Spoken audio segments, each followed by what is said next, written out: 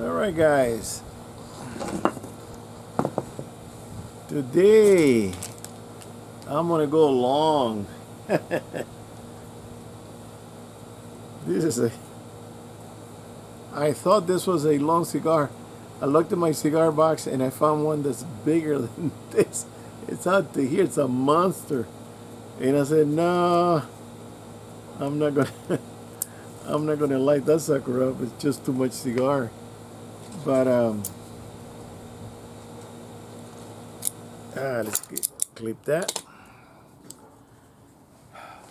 Now, um, I looked at some videos of some people that say they're cigar experts, and they say you gotta put the light underneath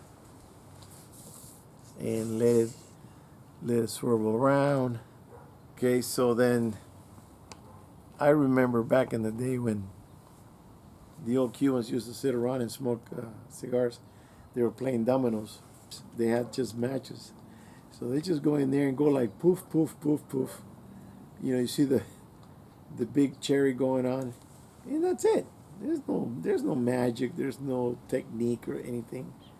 But now with the lighters, what I do is I kind of warm it up first, and it's gonna take a while for that cherry to go on.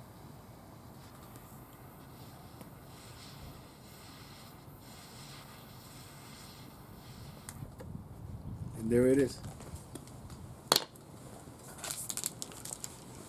This is a Golden Nicaragua Age Upman. It's one of my favorites. It's not the primo cigar, but pretty good for the price.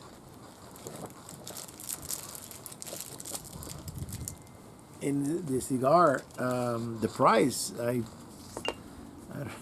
don't remember what I paid for it. They usually go for about $6, something like that, 6, 7, yeah.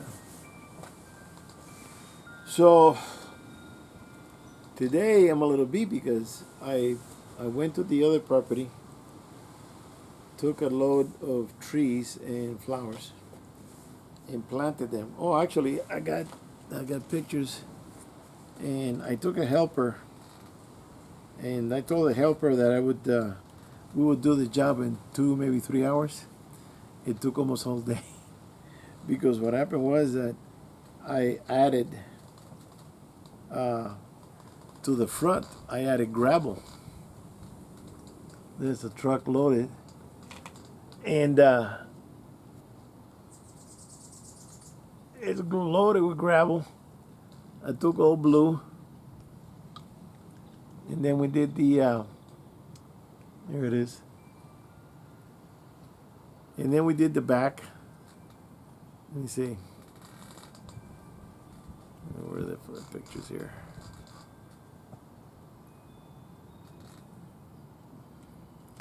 And we planted flowers around the fence and trees. Planted some trees. So, and I fixed the sprinkler system. I planted a plum right there on the cement square there. A plum tree. And this is a shade tree. They grow around 15 to 20 feet, no more than that. And we did some stepping stones. So the yard came out a lot better. It was just dirt. It was just dirt. And the people that are renting the property, they really don't do anything there. And I said, you know, I got to do something in the backyard to beautify it because they look kind of crappy. And when you have a crappy area, it turns crappier because people start piling up trash. So you got to clean it up and beautify it. That's why I put flowers, put trees, put that mulch, that rubber mulch. I'm going to go get another 10 sacks.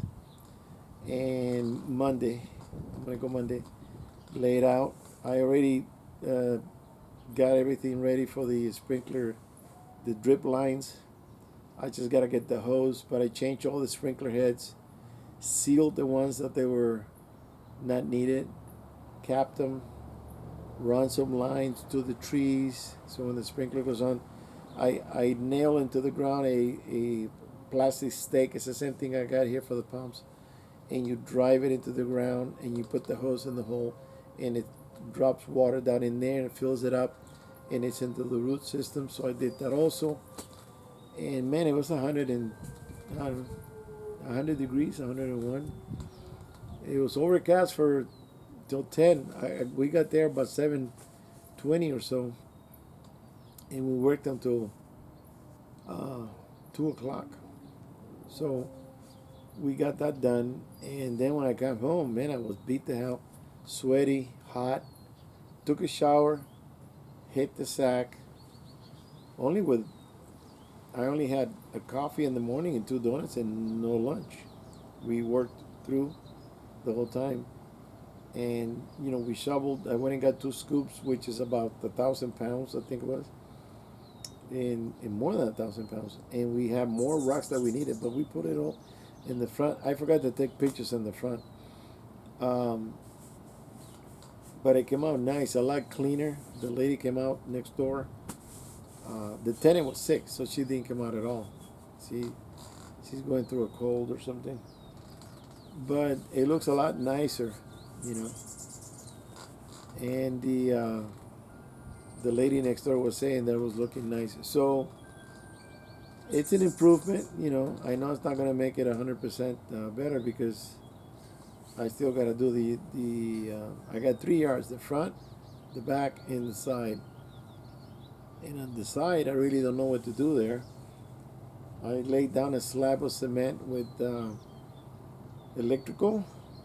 It's got an electrical line and a gas line for a jacuzzi that I was going to have there. But I moved out and I never installed it.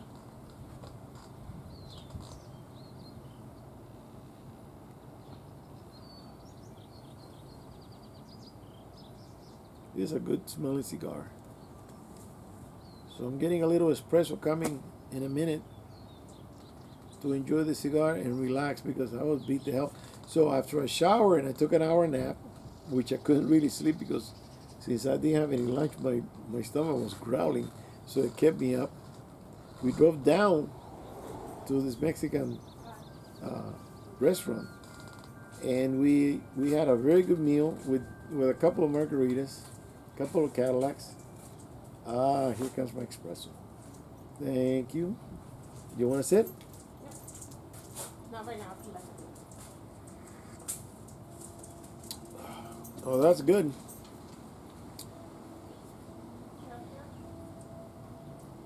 So I put in a full day, man. I got up at 6:30 in the morning and put up a full day.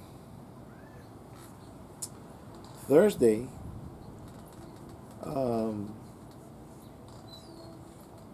I went to the boat, and it turns out that the alternator, we weren't sure if it wasn't working or not charging. So we did a test. Turns out that it was bad.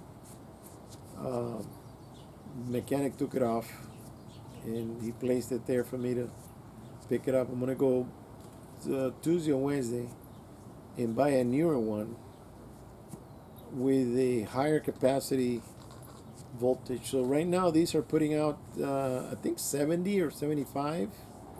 I want to see if I can get one that puts out 115 or 125 to charge the house battery quicker. Because I talked to an electrician, he told me, well, how soon do you want the batteries to be charged? And I said, Catalina, it's about 2-hour drive, and then I'm using the refrigerator, I'm using the microwave, I'm using the Anker and that. He says, well, you need to get something that, he says, it take you 8 hours for you to fill up the house batteries with the 75 watt alternator. So you need to get something above 110, 120. So that's what I'm going to look into. Get one of those because I want to be able to charge it within 2 to 3 hours.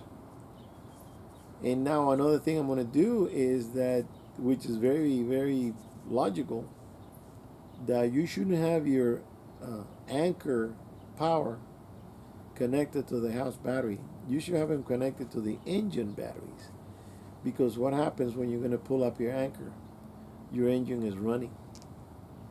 You have to run the engine, otherwise you're going to be drifting, right? So when your engine is running, that's when you start pulling up the anchor, and the alternator is keeping up with the power. So we're going to switch that cable to the engine power, engine batteries, and that'll solve that problem. There's always something. So once the property, I'm finished with it in a day or two, then I'm going to dedicate more time to the boat. The truck, I've been getting a lot of calls, a lot of people asking. I tell them what's new with the truck, all the new repairs, the fuel pump and great engine and the transmission and everything. And they say, okay, thank you. And then they think they're going to get it for $3,000-$4,000. A guy made me an offer for $5,000 this morning. I said, no, I'm not going to let it go for $5,000. The cheapest I will let it go for is $65,000. So we'll see. It's kind of early. I haven't even put her on Craigslist yet.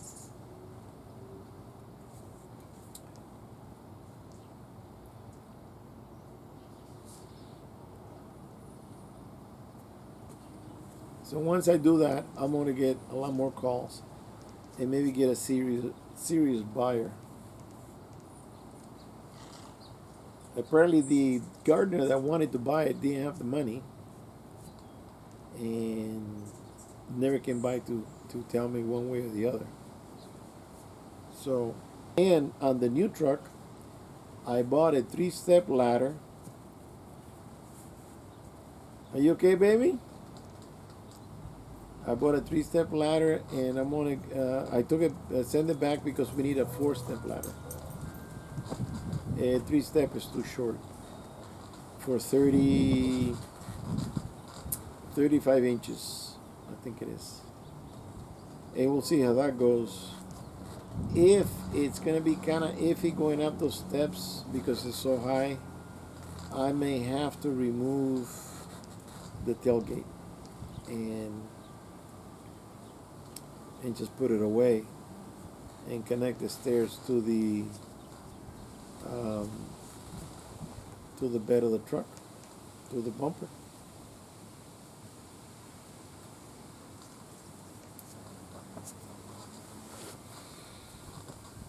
So man, I'm beat, but that hot shower did me pretty good. It's just that there's so many projects. I also spent half a day yesterday in Newport Beach driving around trying to find stuff for the Blazer. I needed the fuel gauge, I needed the air conditioning control panel, and I even went to a junkyard to see if I can find one.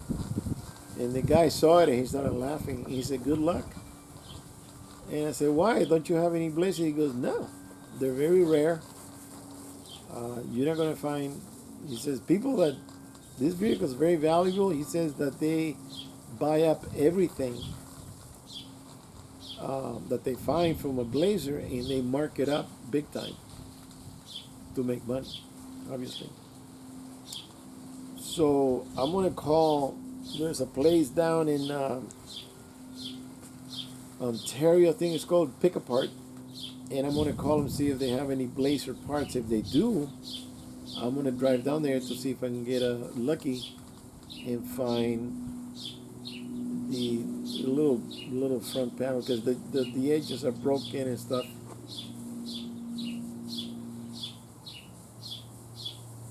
So it never ends, and I'm tired of all these projects. I got the home project, I got the rental properties, I got the boat, I got the truck, I got the other truck, and I got oh man.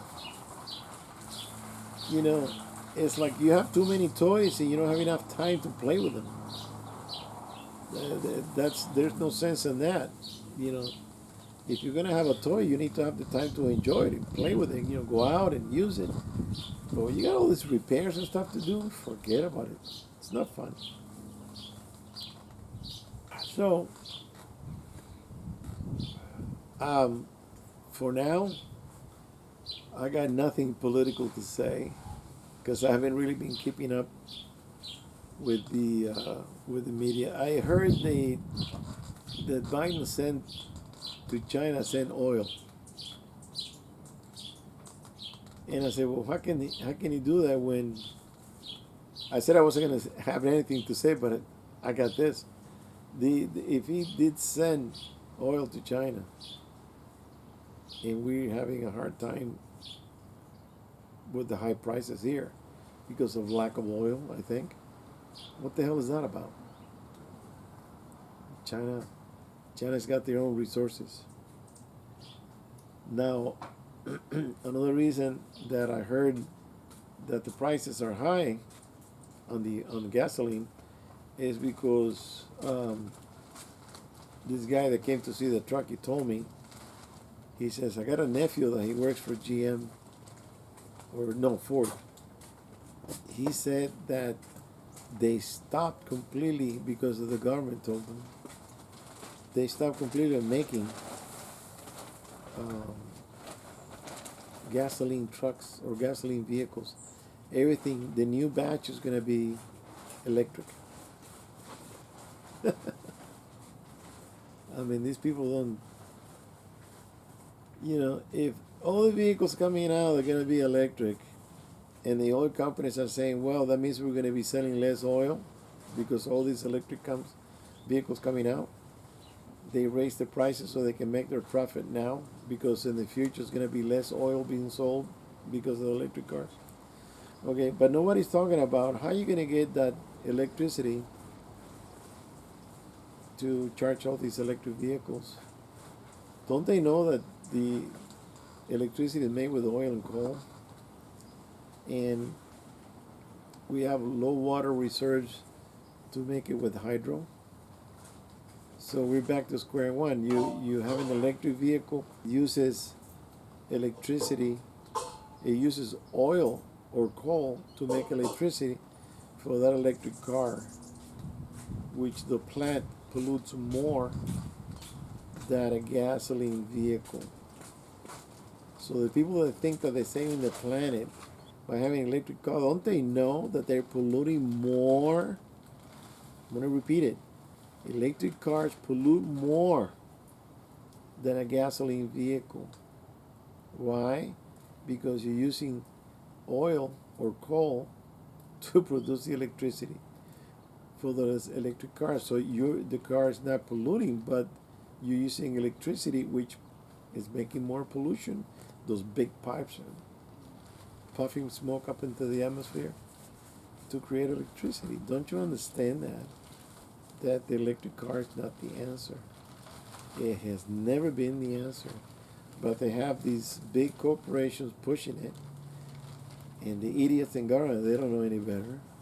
I mean, don't they have any logic, any common sense?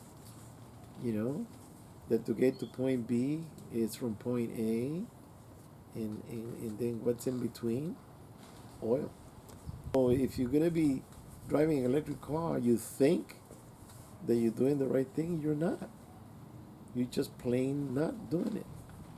Because the gasoline car pollutes with the catalytic converter and all this stuff.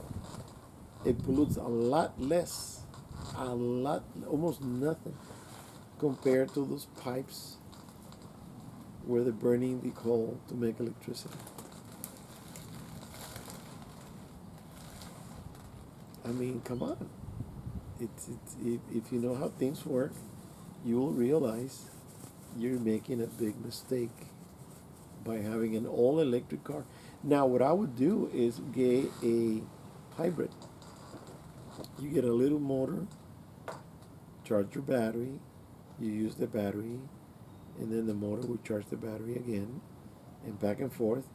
And I think I saw a commercial the other day that there's a I don't know if it was Toyota or who, that they guarantee 149 or 139 miles to the charge.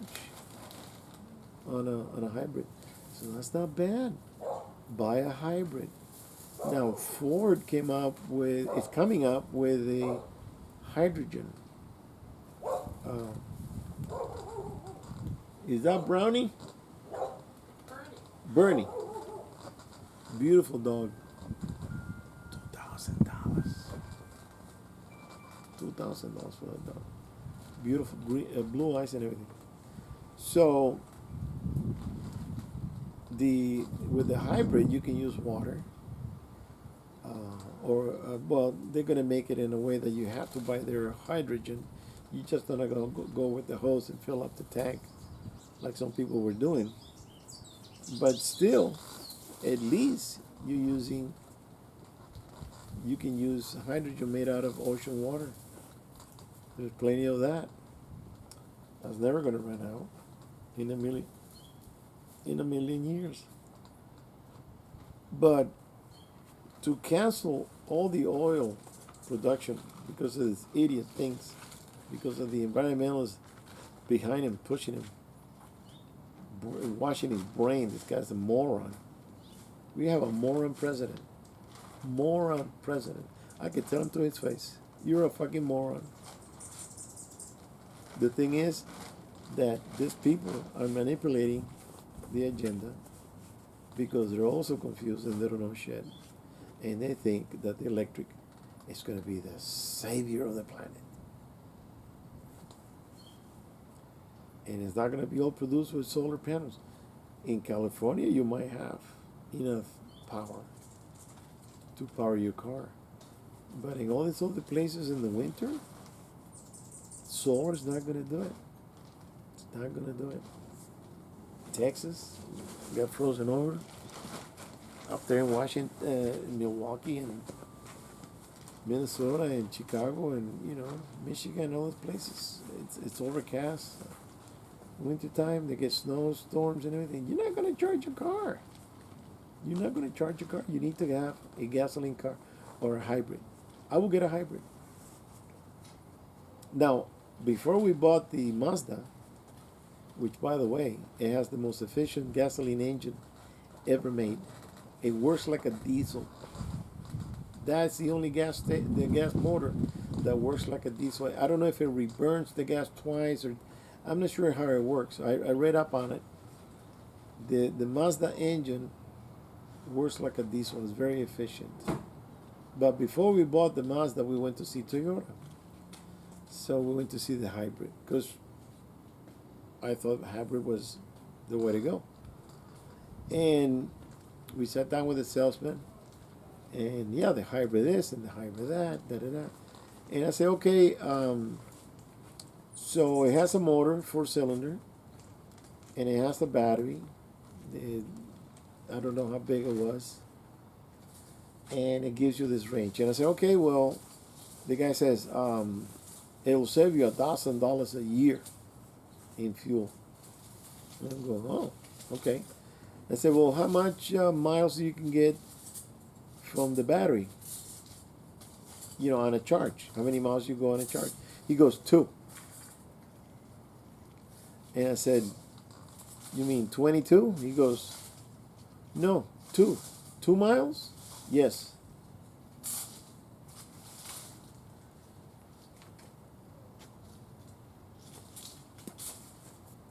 And I said, let me get this straight. You're telling me that I drive the car, battery is full. It only activates in slow speed, so when you're in a bumper-to-bumper traffic or something like that, an accident, something like that, it kicks in when it goes below, I think it was 25 miles an hour. The engine shuts down, the battery takes over, and now you're working with electric motor. And that will last you for 2 miles. And I said, are you sure about this? And he goes, yeah. So the guy says, look, let me send you the expert on hybrids. And okay, send them over. Because he says, I see you have some questions. He goes, yes, I do. So he came over and I said, okay, so I understand that this system lasts you for 2 miles. He goes, that's correct. And I said, don't you think that's a little short?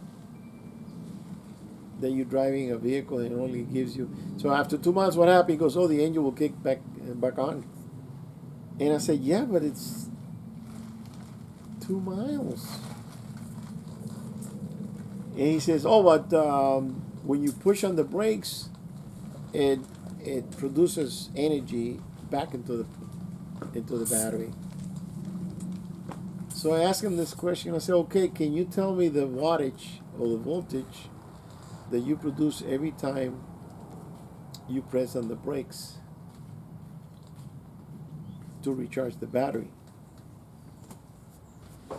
And I said, and how many miles you can get out of that? And the guy couldn't answer me. And I asked him in several different ways. And finally he said, are you an engineer? And I said, am I an engineer? And I said, no, but I don't think you're either. Because you don't know what I'm talking about. If you're telling me that this system is charging the battery every time you push on the brakes, it's producing energy for the battery, and you can't tell me the wattage that it's producing to recharge this battery that is supposed to be 30 or 34, I think it was. I don't remember now, but it has a limited capacity, and I don't think the battery's all that big either. That's why it's got a limited range. And I said, you can't tell me. So I said, so if I'm stuck in a bumper-to-bumper traffic and it's more than 2 miles, I'm going to be running on gasoline, right? He goes, well, yeah, I guess so. So I said, so what makes you think that this is an efficient system? He said, oh, yeah, because Toyota makes, And I said, listen, I've had Toyotas before. And I said, okay, let's talk about the price. Let's get down to the bottom line. What are you asking for the car? They tell me the price. And I said, well, that's too high. We started haggling and haggling. The guy would not budge a dime. He would not budge a dime. So I said, okay, thank you very much. And we got up and left. 3 days later, I call him up. And I said, yeah, let me talk to so-and-so, the engineer, the electrical engineer.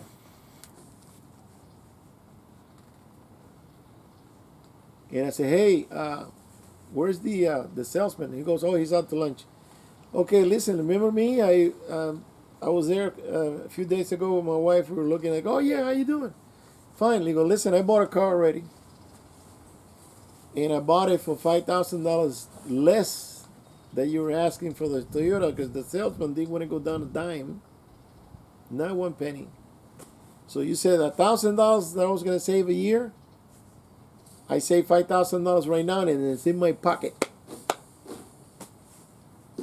So it's going to take me 5 years to save $5,000. I saved it now in one gulp, $5,000 less for a vehicle that you were selling for, because your salesman did not want to bring down $100 or less on the vehicle. Oh, I'm sorry. And I said, no, I'm not, because I'm glad I found this car, because this car is very comfortable. It's got a top of the line engine. It works like a diesel. He didn't know what I was talking about. He goes, a diesel? It's a diesel? And I said, no. I didn't say it's a diesel. I said, it works like a diesel. It recycles the gas. It compresses it. It burns it again. Very efficient. We get over 35 miles an hour miles on the engine. It's a 6-cylinder. It's got plenty of power. And it's very comfortable. So Toyota, you better get your shit together, because if you're going to have a hybrid that gives you 2 miles for an electrical charge, that's not a hybrid. That's nothing. You're making it look like you're getting, So the thing is that they have a little motor, 4-cylinder, that it gives you a lot of mileage, and that's what they're counting on. And that little motor give you the high mileage, because you're not going to get that kind of high mileage on the battery because the battery is small. So I asked him, what about the battery? How long do they last? When I was trying to buy one. Oh, they're good for 5, 6, maybe 8 years. And I said, what happens is if a cell goes bad, do you replace the cell or you replace the whole battery? Oh no, yeah, they I think and he wasn't sure because I was asking technical questions and he wasn't sure. I think they replaced the whole battery, but I'm not sure. I'll find out. But and I said, look, you're supposed to be the engineer. Why don't you know this stuff? You're supposed to know this stuff. If the battery is small, it's putting out low voltage. It's all bull, man. You're running on gas, and you travel 2 miles, big deal. I could do that going downhill with a neutral, and still be, it's ridiculous. So some of these new cars that they're coming out with the high miles, you gotta find out if the battery is giving you that mileage or the motor. Because the motor, if the motor is giving you that mileage, the gasoline motor, then there's really not a big advantage on the electrical motor because you're running on gas engine. So we still at the in the first step of the ladder, to go to the maximum capacity. They were talking about a car that will give you over 1,000 miles or some bullshit. I don't trust electric cars. Period. If you can come up with a nice long range hybrid when it's time to buy another vehicle, I will buy that. I'm not buying an electric car because it's a hypocrisy that you think you're helping the planet, and what you're doing is using more oil and more coal that you're going to need for that electric car. So now what happens with the electric system, the grid? It's going to be overloaded. It's not designed to take that much of a load. You're going to have burnouts. You're going to have transformers burning out, rolling blackouts, hot wires burning, causing fires next to trees or houses. There's a lot of problems that you're going to have with electric automotive fleet if you have so many cars in the country pulling energy out of those narrow old wires. They're going to have to replace the whole grid, and that's going to cost billions and billions and billions. Just think about that. It's not magic. That's what I was telling these people one time at a Christmas party. So you're getting electrical power. It's not magic coming out of the wall. That electrical power is made with coal and oil. Electric car, it doesn't mean nothing. It's bullshit. Electric cars are bullshit. And I see them catch on fire. So one about 3 months ago on a car carrier completely burned to the bottom. It just shorted out. Everything is electrical. You're gonna be in deep doodle.